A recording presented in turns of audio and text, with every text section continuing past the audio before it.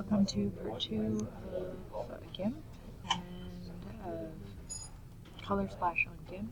In this tutorial, I'm going to show you how to make the background black and white and a particular item that you picked in color.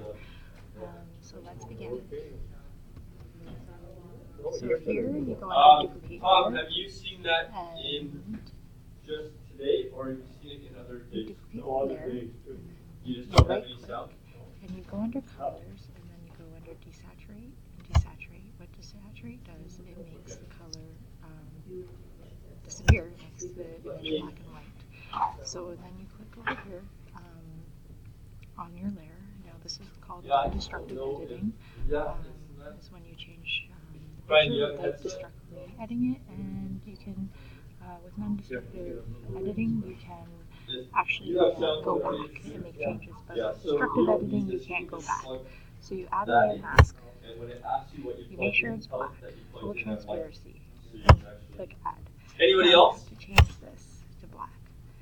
Josh, you find another sheet. What you do is you take this and I'm going to give it just a minute here and then we'll get started. Everybody else has got sound?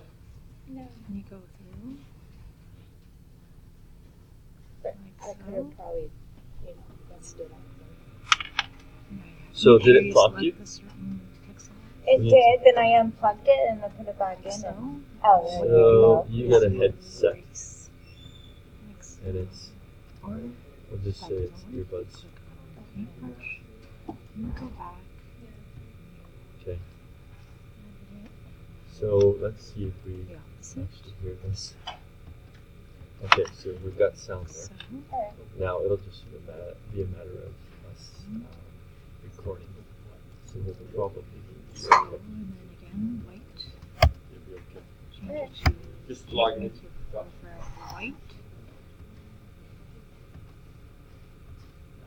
Sorry, there you go. That. Like so.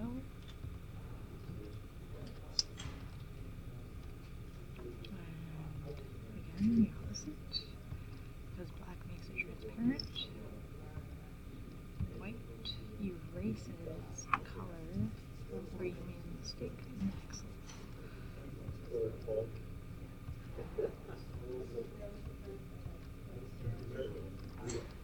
Now, this is a slow process. It does take a lot of patience.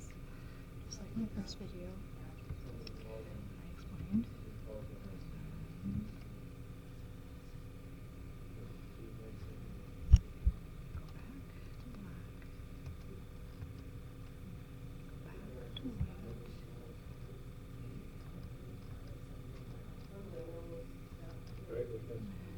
Voila, running your file, and you go under export as, because you can't just save it.